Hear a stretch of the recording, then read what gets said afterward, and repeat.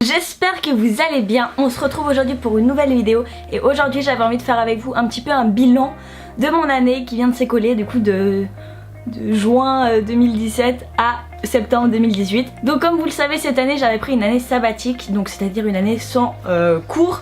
J'ai arrêté les études pendant un an pour me consacrer un peu à moi et au voyage, et du coup je voulais faire un petit peu un bilan de cette année, voir ce que ça m'a apporté, voir ce qui a été négatif, etc. Donc faut savoir que du coup j'ai fini le collège, donc le lycée pour la France, donc j'ai eu ma matu, j'ai bien fini, etc. Et en fait je savais pas vraiment ce que je voulais faire l'année prochaine, et du coup je me suis dit bah au lieu de m'inscrire du coup en janvier ou en février dans une université alors que j'avais pas du tout envie d'aller à l'uni, autant prendre une année sabbatique pour réfléchir à ce que je veux faire, pour voyager, etc. Du coup ce qui s'est passé c'est que en réalité en je dirais fin mai début juin, j'ai vraiment réalisé ce que j'avais envie de faire, et ce que j'ai envie de faire c'est la direction artistique. Et du coup heureusement que j'avais pris un an pour moi parce que les inscriptions étaient déjà passées puisque j'ai découvert ça plutôt en juin. Du coup ce qui s'est passé c'est que j'ai passé le concours d'entrée pour l'école en décembre, que j'ai réussi, et donc je commence un bachelor en direction artistique à la rentrée.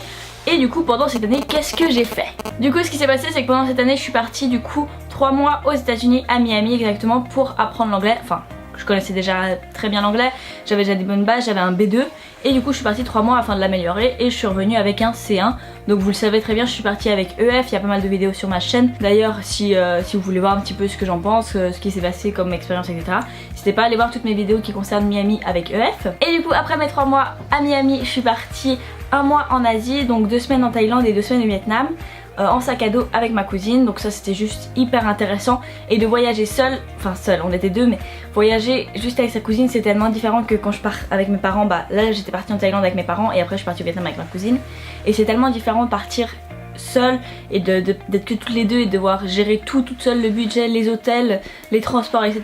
Et ça a été tellement enrichissant et tellement intéressant. Après le pays j'en ai pas été hyper fan, j'ai pas surkiffé le Vietnam, mais le voyage a été tellement intéressant et tellement enrichissant que je suis trop contente de l'avoir fait. Et après qu'est-ce qui s'est passé? Le plus gros changement dans ma vie durant cette année c'est que je suis partie vivre 3 mois seule à Paris. Et du coup au début je suis partie faire 2 fois des cours d'une semaine pour faire de la PAO, donc j'ai fait InDesign et j'ai fait After Effects. Après je suis restée quand même 3 mois sur Paris, 3 mois complets sur Paris pour y vivre, et j'ai trouvé du travail, etc. Donc j'ai travaillé dans un laser game qui était juste trop cool. D'ailleurs si vous cherchez un laser game à Paris, allez à La Villette dans le 19e, le Laser Game Evolution. Allez faire un tour, c'est trop cool, l'équipe est trop cool. Là je fais pas du tout une paix pour le Laser Game où j'ai travaillé, hein, mais bon, ça vaut le détour, allez-y. Et du coup j'ai travaillé pendant 3 mois et j'ai vécu en même temps à Paris. Donc faut savoir qu'à Paris je ne touche absolument pas le même salaire que je touche en Suisse. Du coup je me suis pas fait des 1000 et des 100, je touchais un SMIC pour 25 heures de travail, donc voilà, j'ai un salaire parisien quoi. Du coup heureusement je logeais dans un appartement qui appartient à ma famille, du coup je n'avais pas besoin de payer un loyer, parce que payer un loyer à Paris c'est hors de prix.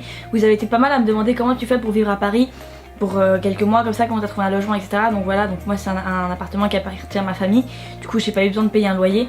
Et c'est vrai que si vous voulez vivre sur Paris pendant quelques années, enfin quelques mois par exemple, pour les études ou comme ça, c'est très compliqué de trouver un logement.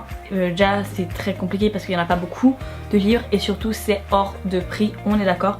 Du coup moi ce que je peux vous conseiller c'est d'habiter en très proche banlieue, comme le Valois-Perret par exemple, qui est une très proche banlieue et qui paraît qui est plutôt très sympathique. Donc voilà, essayez de trouver un peu des banlieues assez proches de Paris et les prix seront quand même vachement plus bas. Donc ça c'est un peu le problème de Paris. Et du coup pendant ces 3 mois j'ai appris tellement de trucs, parce que j'ai appris à vivre seule dans un appartement, c'est-à-dire faire mes courses, me faire à manger tous les jours, faire mes lessives, faire le ménage, enfin voilà tout ce qui est censé faire quand tu vis seule dans un appartement.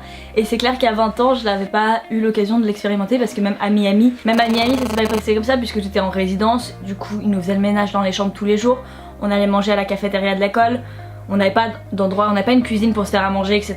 Du coup j'ai pas expérimenté ça. Je devais faire mes lessives, oui, mais voilà, c'était quand même autre chose. Et du coup là d'être à Paris et de vivre ça, ça a été tellement enrichissant. Je pense que si vous avez l'occasion de le faire quelques mois, faites-le. Après des années, bah, vous le ferez automatiquement en quittant la maison de vos parents. Mais là l'avoir fait 3 mois, ça a été tellement intéressant. Si par exemple vous avez un stage que vous devez faire à l'école, essayez de le faire à l'étranger, ça vous permettra de... Après il faut avoir la possibilité, les moyens, mais essayez de le faire à l'étranger, de partir vivre seul, de partir vivre en résidence universitaire, ou comme ça, essayez de le faire parce que je vous jure que ça apprend tellement sur soi et sur les autres, enfin sur la vie.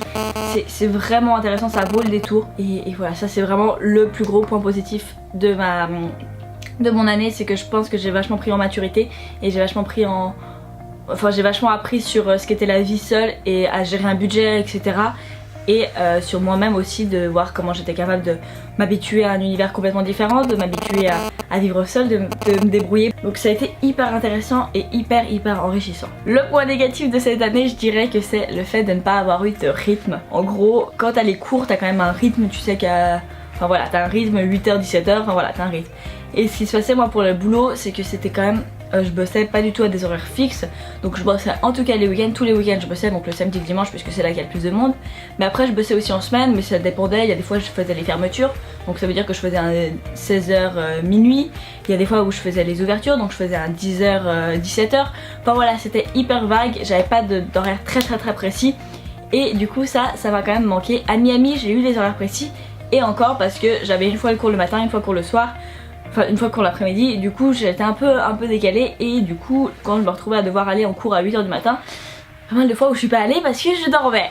Donc voilà, donc ça a été un petit peu le côté négatif de pas avoir d'horaire. Et je vois aujourd'hui en rentrant à Genève, je réalise que bah voilà, je me couche à les 2-3h du matin et je me lève vers 10h30 parce que je mets un réveil, parce que sinon je dormirais bien plus. Et ça c'est quand même un truc que je me dis, dans 2 semaines je reprends les cours, c'est un peu la merde. Le 17 septembre il y a ma rentrée et je suis actuellement complètement décalée en me couchant à 3h du matin, en me réveillant à 10h30. Et le problème c'est que c'est des horaires que j'ai adoptés pendant une année et qui vont être très compliqués à réadapter en réveil à 7h et coucher à 23h. Et encore je suis pas sûre de me coucher à 23h étant donné que j'aurai quand même pas mal de boulot à faire après l'école. Enfin bref, voilà un petit peu les nouvelles pour ce qui s'était passé du coup cette année. Et là pour ce qui va être de l'année qui arrive, du coup comme vous avez entendu, je reprends les cours du coup le 17 septembre pour un bachelor en direction artistique. Pour ce qui en est de l'avenir de ma chaîne, j'aimerais essayer vraiment de prendre un rythme qui va être de une vidéo par semaine. J'aimerais publier tous les samedis à 11h. Donc voilà, ce serait vraiment mon but ultime de reprendre ça à fond. J'ai plein d'idées de vidéos, c'est juste que des fois j'ai pas le courage de filmer. Je sais pas pourquoi, mais j'ai tellement envie de reprendre un rythme. Du coup voilà, ça serait vraiment mon but de cette année, reprendre une vidéo tous les samedis à 11h. J'ai un petit planning là sur mon armoire où il y a mis déjà marqué publier ta vidéo à 11h. En gros je n'aurai pas le choix, c'est mis sur mon planning donc je dois le faire. Donc voilà, donc j'espère en tout cas que ce rythme vous plaira et vous intéressera, enfin dans le sens que vous avez envie de voir ma tête tous les samedis à 11h. N'hésitez d'ailleurs pas à me donner toutes vos envies de vidéos que vous avez envie de voir sur ma chaîne. J'ai encore jamais fait de routine, de trucs comme ça, de Get Ready With Me, etc. Donc je me dis que ça pourrait être pas mal, j'en ai jamais fait, pourquoi pas. Après c'est des vidéos qui ont été déjà bien vues et revues sur YouTube, donc je me dis est-ce que j'en fais une, est-ce que j'en fais pas une. On va voir, j'y réfléchis encore. Mais donc voilà, en tout cas ça va être voilà, une année un peu plus calme pour moi. Je vais voyager moins, je vais toujours voyager, on va pas se mentir, j'ai déjà prévu un week-end à Barcelone en octobre.